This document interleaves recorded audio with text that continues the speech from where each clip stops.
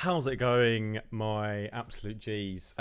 Welcome to another episode of where I do the exact opposite of what everyone says in the comments section. Slurpity Derp, Volume 3. Hope you guys are all doing well. I'm sorry I didn't get this video out a little bit earlier today. I wanted to, because I know some of you guys watch it on your lunch break, especially Danny Hats from South Africa. I know Gleb's going to be on the video straight away. But yeah, I tried to get it out a bit earlier, but I couldn't because I was buying socks. And I'm going to get into the juicy stuff in a second about how depth can transform a mixdown and make your song way better when you pay more attention to it. But just to go on about my socks again, and also terrorist attacks. So yeah, upon my trip to go and buy some new socks for summer, some sort of trainer socks. There was actually a terrorist attack today in Berlin. That's no joke, no laughing matter. I think someone passed away. I'm not sure what happened to other people. I think a car drove some people over. Horrible when these things happen, and it makes you think, what a crazy world we live in, and it's such a shame. Anyway, that was a little bit terrifying. But I managed to get my socks, and sort of made it home.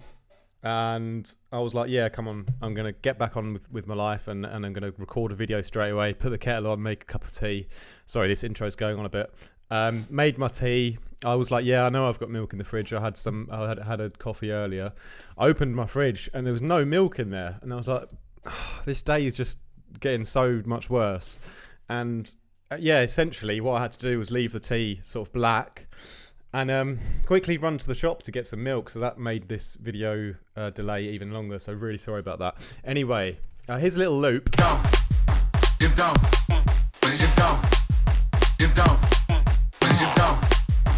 And basically, it's just like an unfinished project, well, it's not really even a project, it's literally a loop that has an idea for a collab with a patron, Helion. I don't know if he's actually on Patreon anymore, but if you're watching Helion, hello, and where are you? Because you seem to have disappeared into the ether. Anyway, I want to talk about depth today. And for my boys watching Son or High Frequency, my former students and now production wizards, they probably know all about this already. But hopefully they'll still watch till the end to hear me rambling on about socks. But anyway, for those of you who haven't quite grasped how important depth is in a track, because often we think about the stereo image, and we think about the left and the right, and the pans and the pots, and the pans and the pots and the pots and the pans, but we don't often think about depth. And I actually find myself thinking more about the depth of a song and each sound specifically when I'm working on. Let's pick a sound here. This is a little mid-bassy stab, right? It's quite it's medium in depth, I would say. So every single sound, has a depth or a lack of depth to it. And how I explain it best, this is where the video gets good, so pay attention, turn the volume up to 12. I envision when I'm producing a track that I am a conductor on a stage, and I've got this whole concert hall in front of me, and all of my sounds, if it's a little swish of white noise, or if it's a kick drum, or if it's the most gnarliest, I don't know why I use the word gnarly because I'm not even American, but gnarliest neurofunk bass line. All of these are instruments or elements to my song, and I'm going to place them all in that giant stage I'm on the stage, in the giant concert hall of audience that I've got in front of me, yeah? So imagine in the front row, I've got my front row right in the middle. I've got my front row all the way up to the left and right as far as the concert hall is wide. And then I've got all the at the back, all the ravers at the back. Don't forget about them. I've got people right down in the distance, on the left, on the right down in the middle. But I'm just focusing mostly with this tutorial, I guess, on the close proximity. So, are they right up in front of me playing the cello? Or are they right at the other end of the hall, sniffing glue? I mean, playing a flute. Sorry, I've lost my train of thought. Thoughts. Yes. So each sound specifically has a level of depth. How far away is it? How close is it? And it can be like longer as well. It can be a long block. For example, it could be a sound that's right up close, but it sort of extends to halfway down the room, but not all the way to the back. And there could be a sound that's all the way at the back, but also kind of coming up to the middle a bit as well. So it doesn't have, each sound can have its sort of own length of depth, own depth length, if that makes any sense. So it doesn't have to be either at the front, in the middle, or at the back. But let's think about things in terms of 3 levels of depth. So you've got right up front, you've got in the middle, and you've got in the back. So your reverb is what's always sort of sitting at the back, and that's how you blend things into the background. There's 3 main ways to make a sound that's shout out to Waze, what a great producer as well. There's 3 main ways that you can push a sound further into the background. So let's grab a sound that's really up close. Let's do the snare. No, that's got a bit of depth on it. The kick. This is super dry. This is only up front, okay? So this is right up in my face. And by the way, I know you can't see my face. I don't know if you care, but the reason why you can't see my face is because, well, I deleted the project, and it's on my hard drive somewhere. I'm trying to recover the file, but as soon as I've recovered the file, hopefully that'll happen, and I should be able to reclaim my face. Anyway, sorry, this kick is up the front, right. I'm on the stage. I'm the conductor. This kick is right up, in my face. And there's no depth to it at all. It's just up there because it's super dry and loud and bright. And pay attention to those 3 words: dry, loud, and bright, because those are the 3 characteristics of what a sound that make a sound closer to you rather than further away. So it's the dryness, i.e., the lack of reverb. Yeah. It's the brightness, i.e. how much high end is in the sound, and it's also the volume, how loud it is. So the louder a sound, the drier a sound, and the less reverb a sound has on it, the more up in your face it's going to be. Like this kick. Let's look at the frequency spectrum on it. Span me up, baby. Where are you? Voxengo, the new fragrance from Span. It's got all this high end up here. Yeah? So it's quite bright and up in my face. It's got no depth to it. There's no reverb on it. And it's very loud. It's up at 0. So really, really up front. Okay? So how do we make it more in the background? Well, easy, like I just said. Three things. We can turn it down. So let's turn it down. Already sounds further away. It's more like in the middle of the hall now. It's halfway down the hall. Then let's take out some high end to make it even further towards the back. Okay.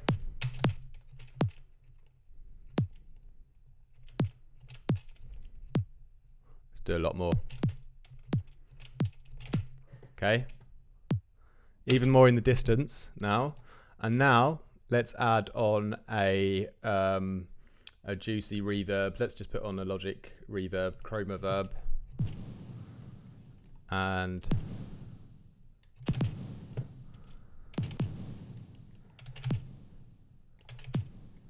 there we go. Just a little bit.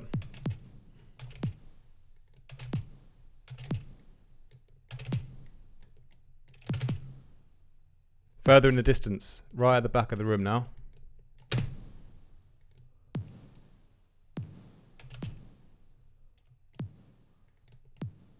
Now you can hear it's right at the back of the hall. So the 3 things we've done: turned it down, taken down the brightness, and added reverb. And these things have all pushed it to the back of the room. So those are the 3 ways that you control the depth of a sound. And ideally, you want a dynamic filled concert hall where there's things at the back, there's things right at the front. You can have brief moments in time where there's only something at the back or only something in the middle, a brief moment in time where there's only something up front, and it's the changes in the depth in the whole room over the course of the storyline, aka song, that make for the most interesting mix.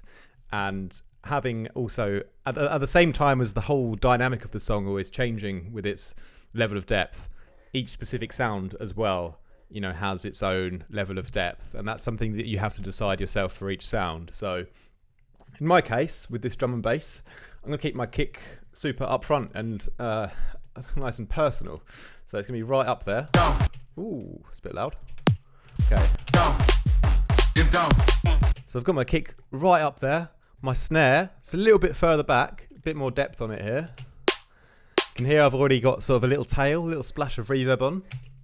But why don't we actually turn it down a bit to put it even a little, push it a little bit further back in the mix, in the concert hall. So there we go.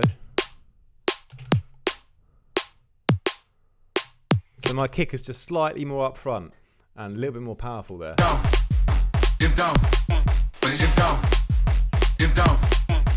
Now let's say I've got this vocal here. Let's say I want the upfront presence and brightness of it, but I also want it to have a really big amount of depth to it, and I want this depth to like just fill out the whole concert hall when everything else is when the part of the vocal, kind of the dry part, stops. So what I'll do in this case, let's put on another reverb, just any old reverb will do. I'm just going to do this chroma verb again.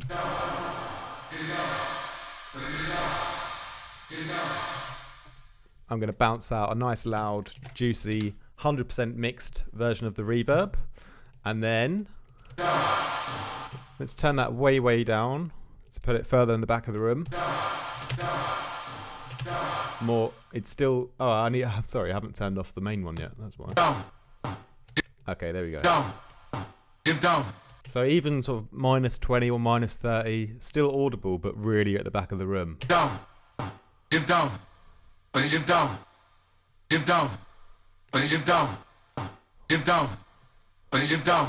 Yeah, so I've got that layer in the background now. So that's almost like I was talking about the tension layers earlier. That's one way you could make a tension layer, The one for Grey, I did reverb the hell out of it, but I also run it through Paul Stretch to sort of granularize the vocal. Let's make it a little bit more audible just for the demonstration, but even a subtle layer like that will make a big difference in your mix.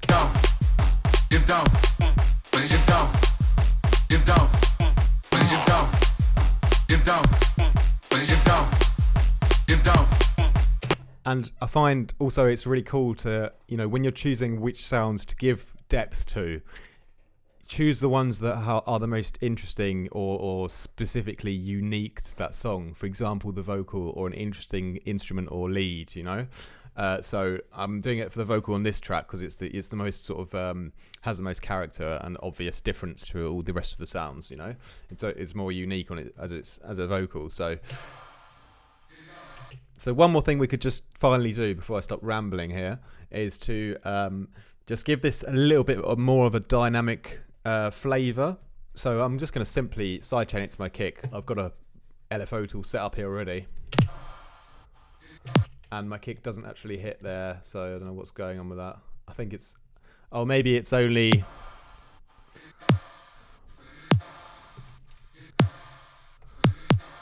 yeah, my kick's on more of a slower pattern, so I'm just going to delete this second part here, so we just have this one, but then let's exaggerate it a bit more.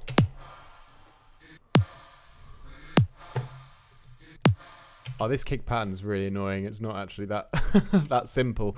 I'll tell you what, scrap that. Just bear with me one moment. What we're gonna do is we're just gonna sidechain it. So let's use my Waves F6, and yeah, let's just sidechain it to the kick. It's gonna have the exact same effect anyway. So audio kick, and now let's just go really heavy with this.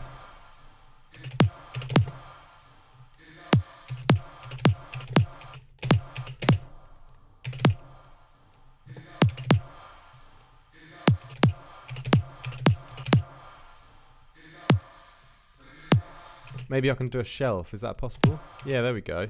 Now I can really take out a lot of the sound.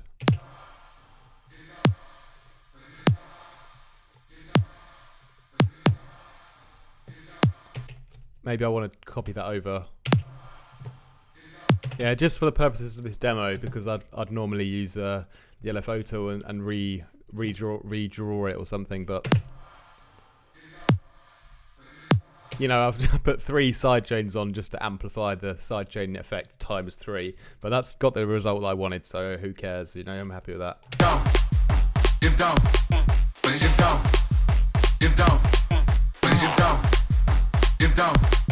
So I've made that sound, really, really pushed it into the background just for this layer. So I've filled out the song a lot more already just by doing that.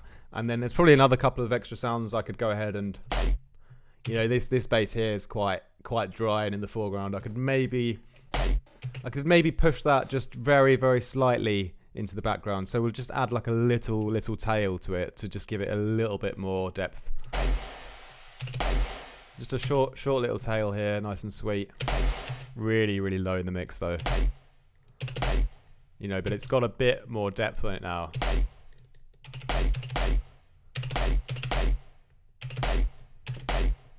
A little bit of that brightness off, so it's a little bit further back as well. There we go. Now that's a small reverb, 5%, but without it, it's really up the front, It doesn't have any middle ground. So now with it, it's got a little bit of middle ground. Even 4%, that's got a tiny bit more middle ground. I like that a bit better.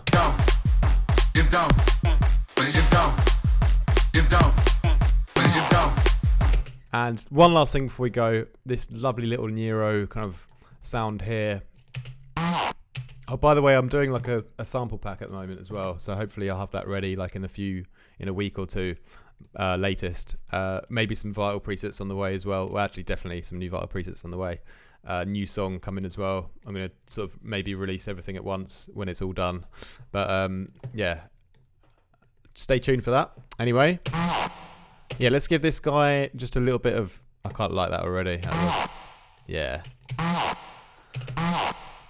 Give him a little bit of distance. There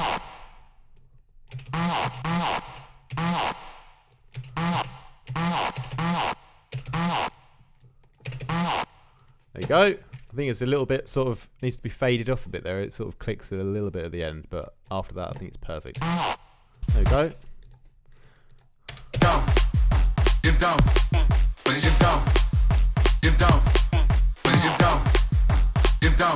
Very nice. Very, very nice indeed. And you can see why I'm using the chroma reverb specifically is because I can keep the dry at 100%. And so I don't have to mix it and lose the volume of the dry signal, and I can add in the wet, but I can EQ it here already inside, so I can just get that part of the reverb and the high end that will naturally blend in without me having to do any extra crazier EQing, sidechaining or anything. And so just picking the right spot that I can just add into the sound without having to then think about it afterwards. So that's why I like reverbs that have a dry and wet control separately, so you can separate the volumes on your dry and your wet signal. 2, an EQ that you can do it inside the actual plug-in, so I don't have to have sends or anything like that, or overcomplicate things. And yeah, obviously a decay. I think every reverb has that. Anyway, before I go, I must just tell you, text your nan, tell her that you love her, and don't do anything that I wouldn't.